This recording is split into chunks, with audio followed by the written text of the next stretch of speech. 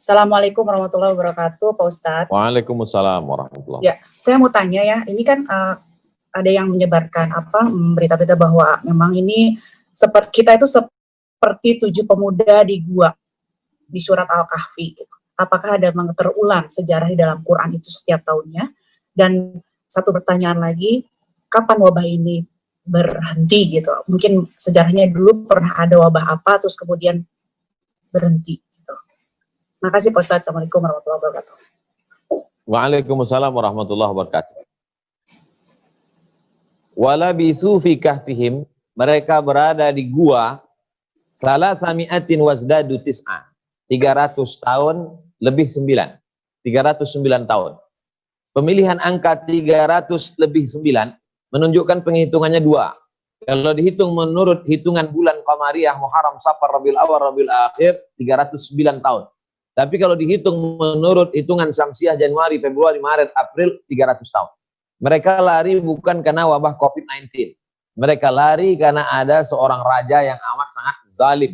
Dan mereka mempertahankan keimanan mereka. Allah bercerita tentang mereka dalam surat Al-Kahfi, juz 15-16. Ayat surat ini dibaca malam Jumat.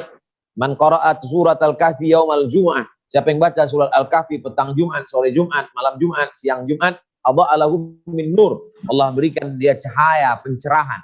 Sehingga dengan cahaya itu dia bisa membedakan mana yang hak, mana yang batil, mana yang bengkok, mana yang lurus, mana yang benar, mana yang salah. Oleh sebab itu ini bercerita tentang anak-anak muda. Innahum fityatun amanu bi rabbihim. Mereka sekelompok anak muda yang punya iman yang luar biasa.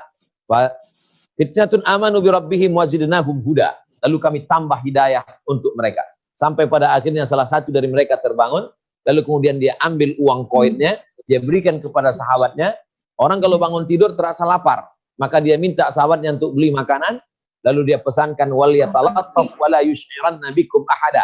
Tolong kau beli makanan ke pasar, tapi belinya pelan-pelan, jangan sampai seorang pun tahu kalau engkau dari persembunyian. Tapi begitu uang ditunjukkan, pedagang makanan kaget sekali karena dia lihat uang koin ini berharga tahun 300 tahun yang lalu. Bayangkan kalau kita buka rumah makan, tiba-tiba datang orang beli makanan, kita lihat uangnya tahun 1700 pada masa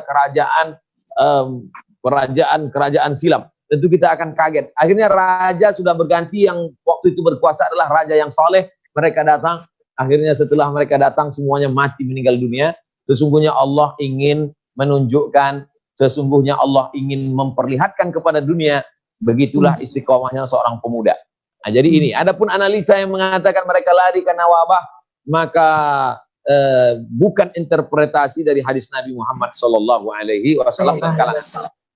Itu masalah yang pertama. Masalah yang kedua, bahwa pernahkah terjadi wabah? Pernah. Di Mesir. Waktu itu penduduk Mesir 20 juta.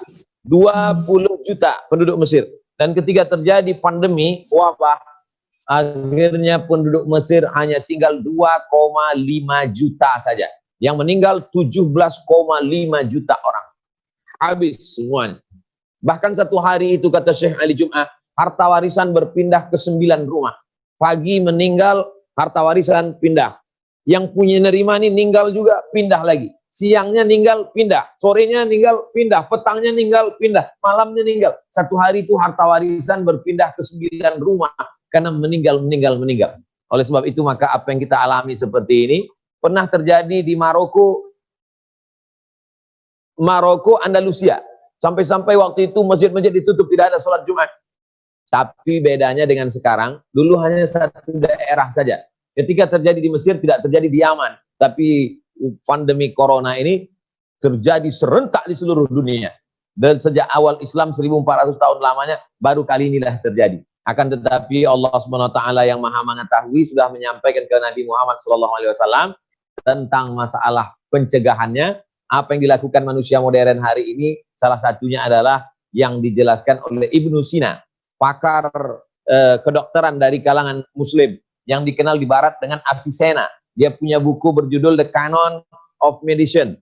Itu semua diambil orang Barat, lalu kemudian dikembangkan sampai hari ini.